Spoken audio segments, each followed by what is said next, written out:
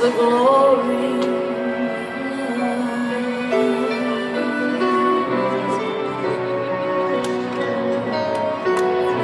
As long as there's the two of us, we've got the world and all its charms. And when the world is through with us,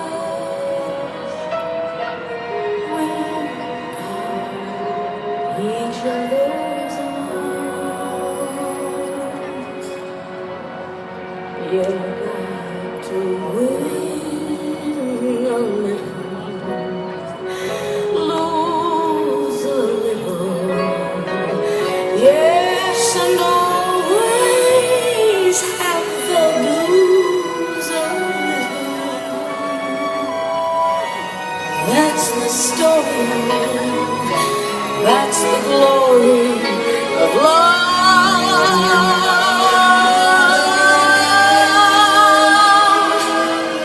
That's the story of, that's the glory of.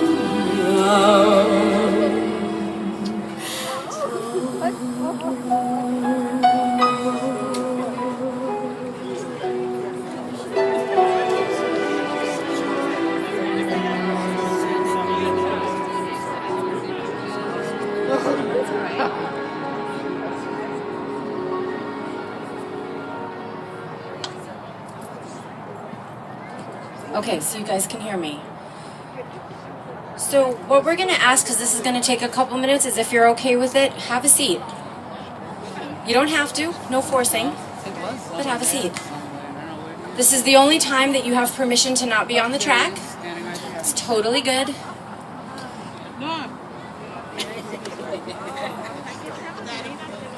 And while I actually start talking, Greg and Jeremiah are going to be passing out some glow sticks.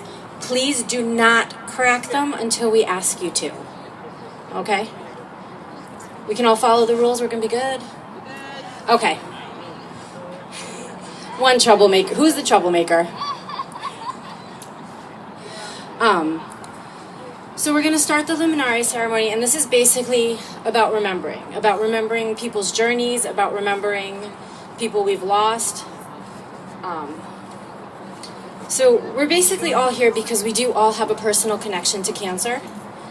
We've lost a parent, we've lost a grandparent, a sibling, a child, an aunt, an uncle, a cousin, a friend, a coworker.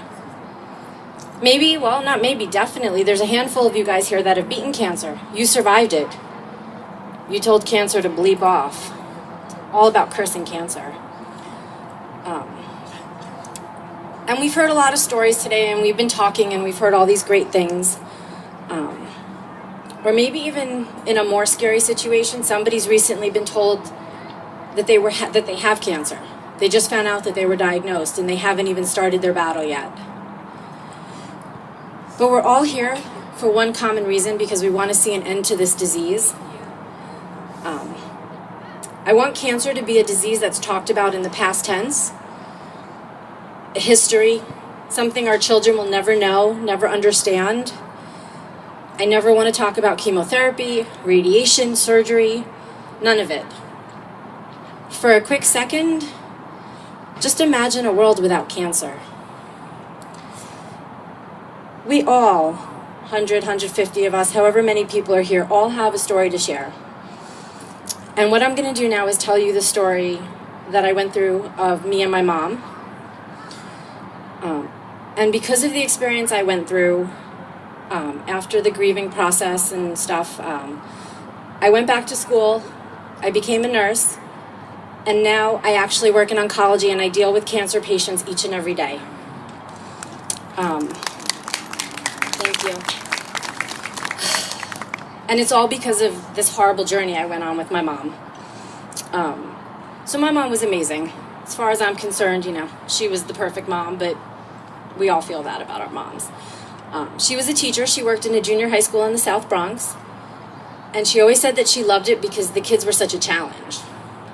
You know, early teenagers with struggles. And she just loved being there for them. She always knew that they could do better, do bigger things, and she always pushed them to do that.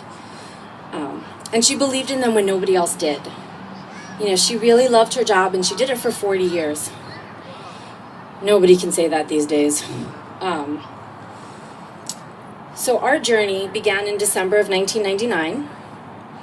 She went in for her routine physical, and a couple of days later, her doctor called her with some labs that were just, not right. And she asked her if she could come back in for some blood work. And that turned into a renal ultrasound. So 3 weeks after her physical, on Christmas Eve, she had her kidney removed. And we were meticulous. Every 3 months she went for her scans, and every 6 months she went for her scans. And it was in the past. Some other medical issues, but, nothing like the C word. So fast forward to October 24, 2004, and we were 2 months away from that 5-year mark, and that 5-year mark is like the finish line. You feel like, you get there and you're good. And 2 months before that big day, she fell and she broke her arm. Went to the emergency room, and it turned out that the break was a pathological break. And basically what that means is that there was a weakening in her bone because of cancer at that spot, and when she fell, it was weak and it broke. And that was pretty devastating. But we were strong. We got through this. We could do it once. We can do it again. No problem. So she went for her scans, and basically this time it was everywhere.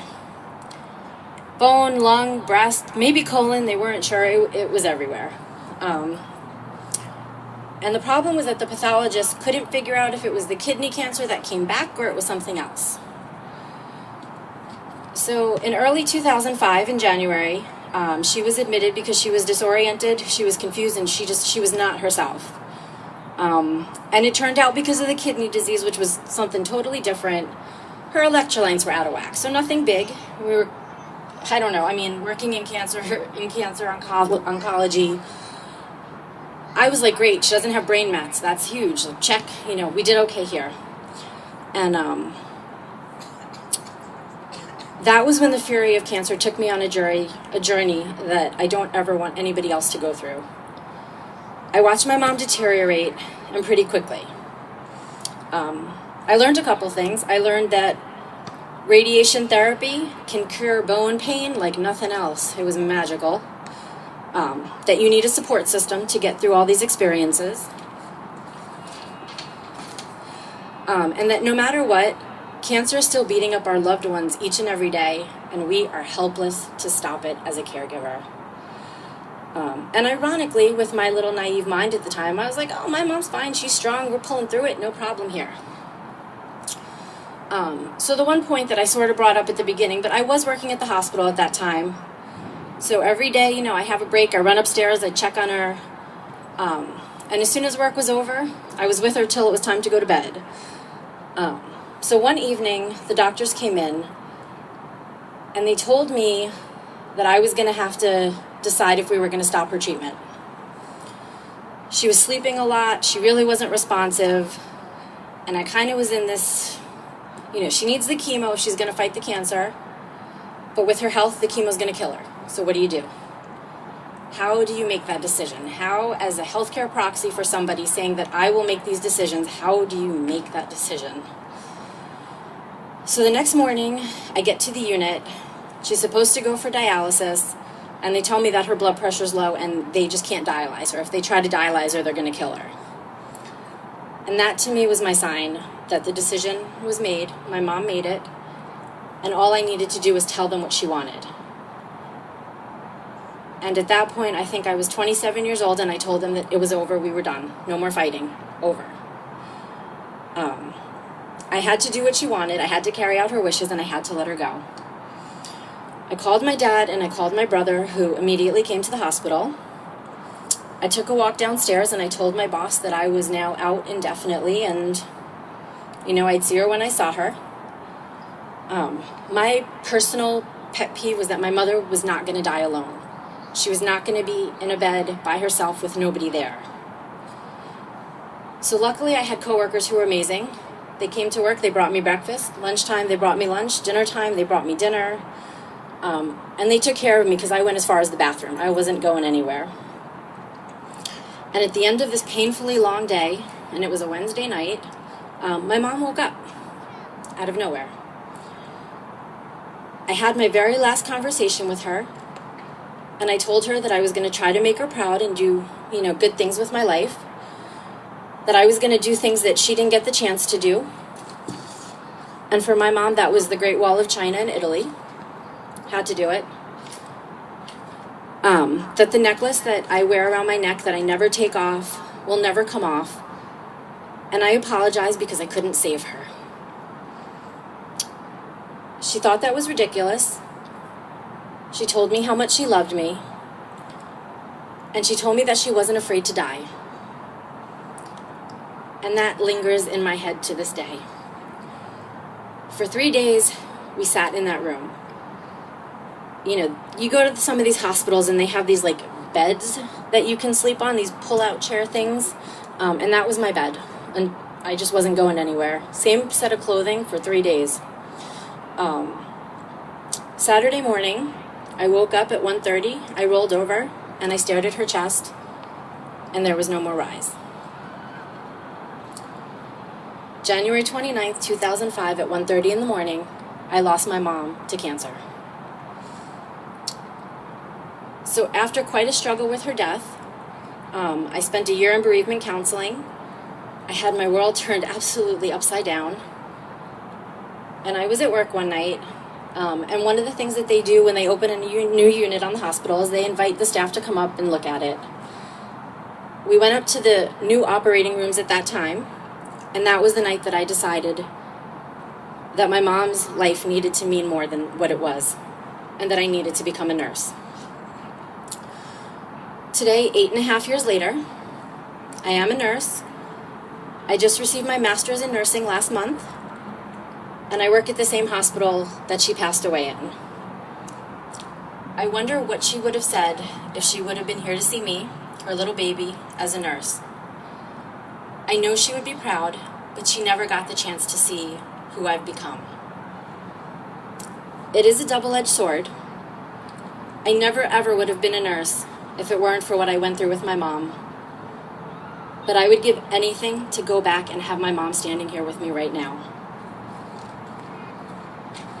So no matter how you've come to this disease, each and every one of us needs to find a way to tell cancer to go bleep off.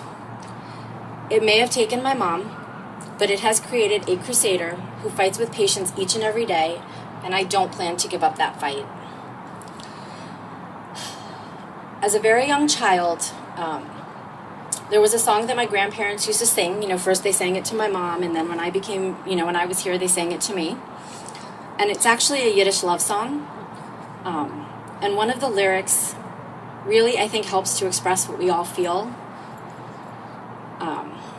So in Yiddish, and no, I don't expect anybody to, understand this, but the Yiddish quote is, "A hearts can bacon, weinen und trären."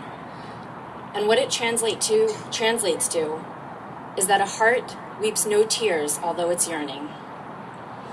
Our hearts have broken over the loved ones we've lost, but we have to fight the battle in their honor and in their memory, and with the elegance and grace that they all had during their battles.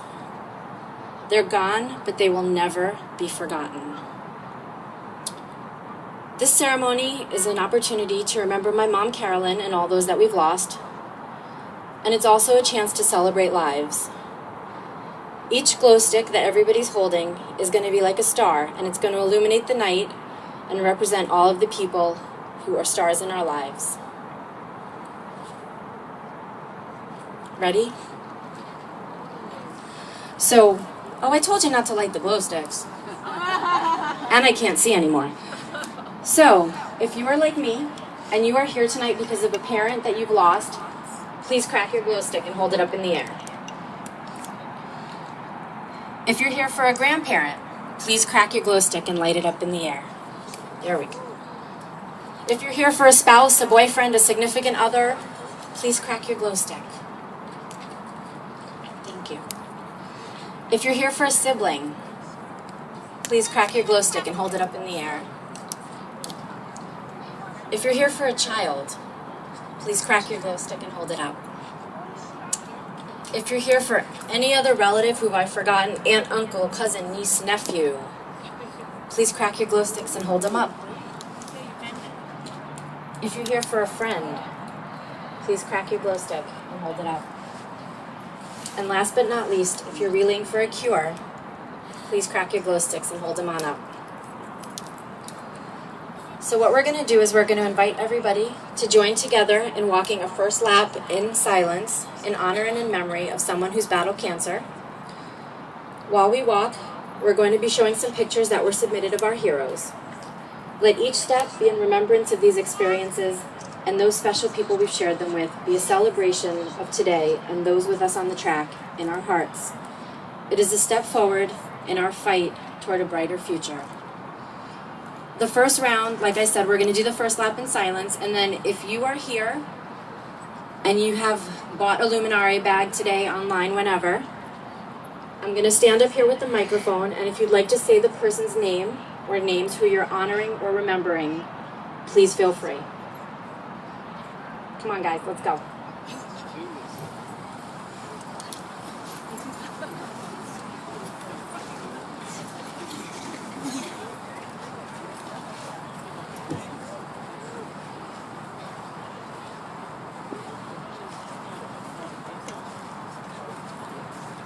Oh no, that's okay.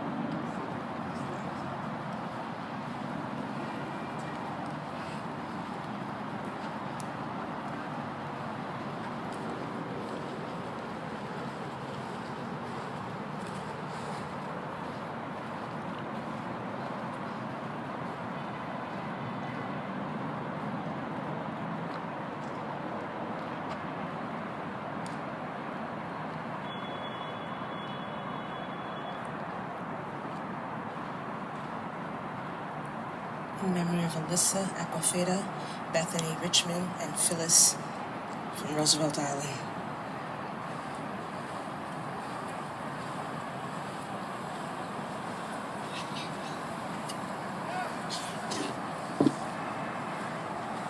Martina Giolongo. Lisa Alba.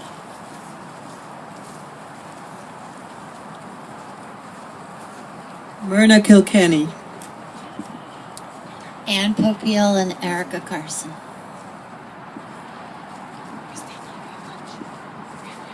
Rosalind Carter. Pearl Moore. Miss Little. Mrs. Hunter. Gwendolyn Bowen. Lakedia Daniels.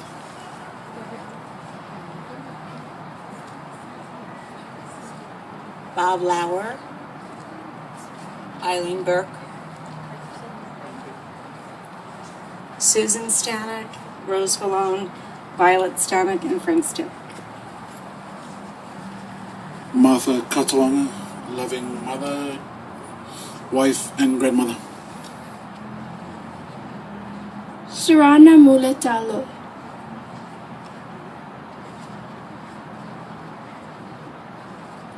Mary Herson.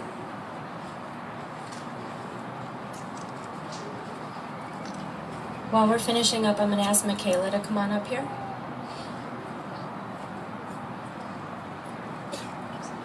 Evelyn Lepori.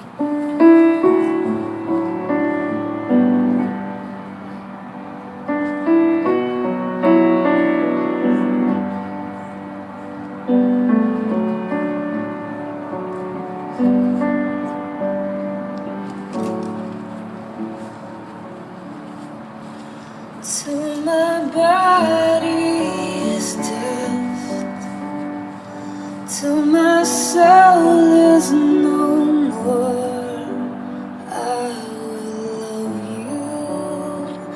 love you,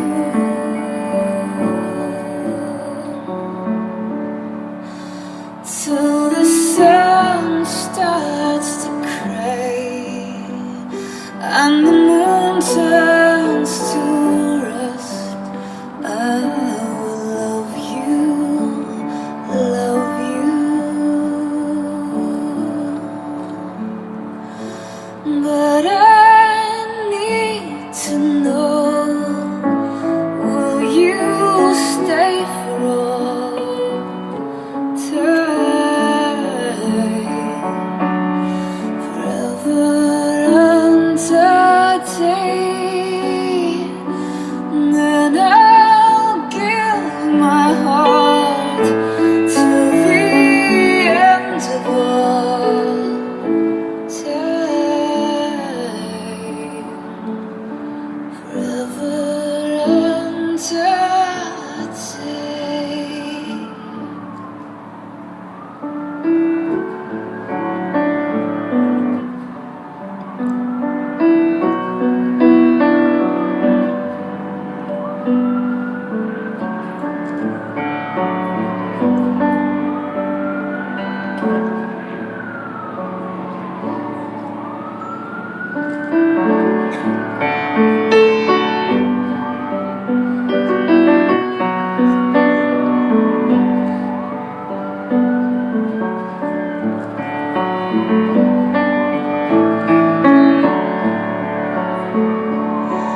And I need to know, will you stay for all time,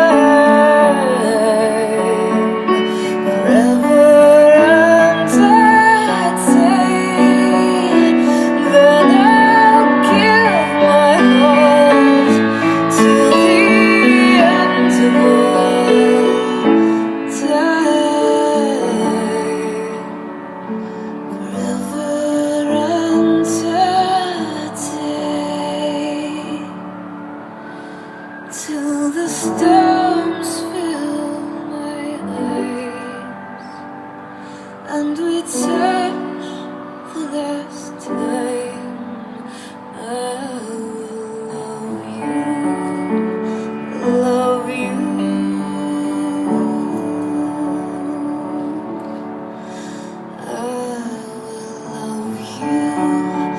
love you.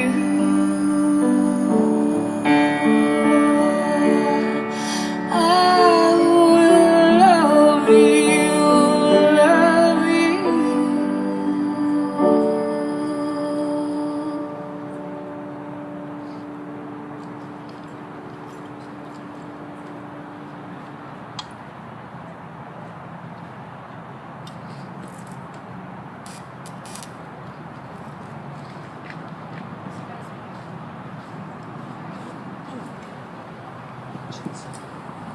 So what we're going to do is we're going to keep the slideshow going because some of these are just amazing pictures.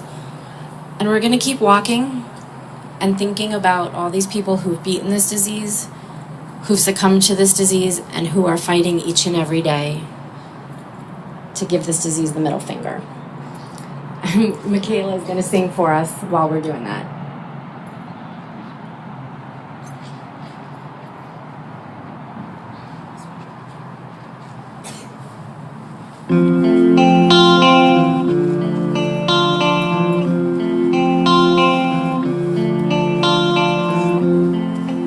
There's a sea.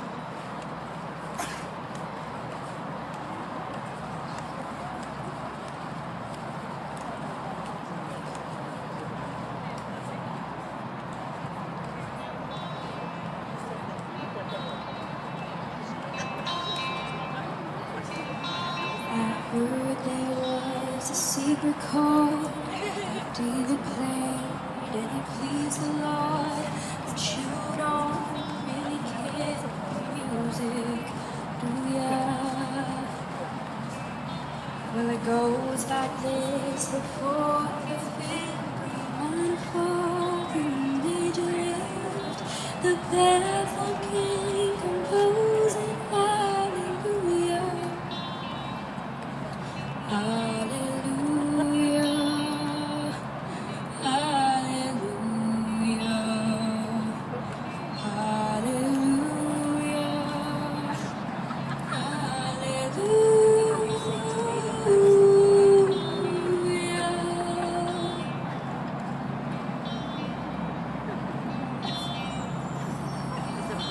Your faith is strong, but you needed proof. You saw her bathing on the roof, her beauty in the moonlight overthrew ya. And she tied you to her kitchen chair. She broke your throne and she cut your hair. And from your lips she drew the hallelujah.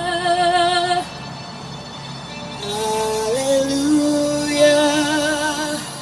Hallelujah, hallelujah,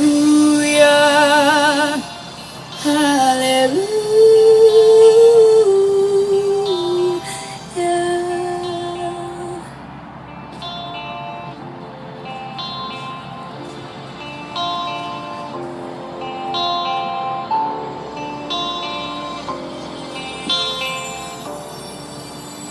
Well, maybe there's a God above, but all I've ever learned from love was how to shoot somebody who outdrew ya. And it's not a cry that you hear at night, it's not so